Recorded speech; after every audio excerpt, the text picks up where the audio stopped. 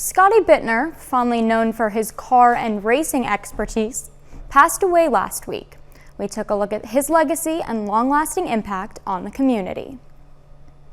The things people were posting, they were saying, he's a legend, he's the sweetest, the nicest man, he helped so many people, he helped preserve the history of the community. That's Scotty Bitner, a lifelong car enthusiast, entrepreneur, and champion racer. He passed away last week at the age of 83. Every time I see him, he had a smile on his face and made me smile. Some people are just like that. Bitner touched the lives of many. He loved to share his vast knowledge and passion for cars with others. Early on in his career, Bitner worked for Bill Lemon at his car lot. That's where the McDonald's is now. That's Quincy and Broadway.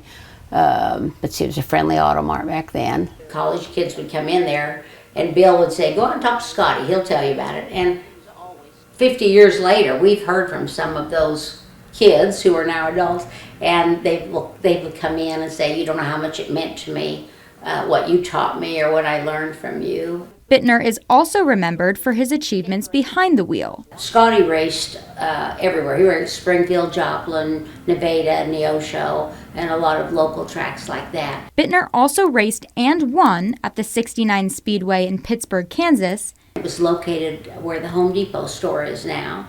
And then co-operated it in its final 2 years. He took a racetrack that was struggling, made it successful. It's always fun to read all of these. They're talking about the thrill-packed racing program ever to hit Pittsburgh. Cars were a part of every stage of his life.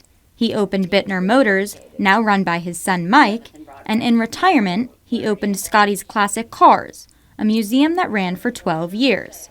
On the day it closed, Bitner saw an outpouring of support. We were going to kind of keep count, and we quit counting at 700 people. People were standing in line to wait to come up to him. I think that was probably one of the most emotional days for him, where he really saw what a role he had played in helping so many people around the area. I run into his name repeatedly as I do historical records for racing.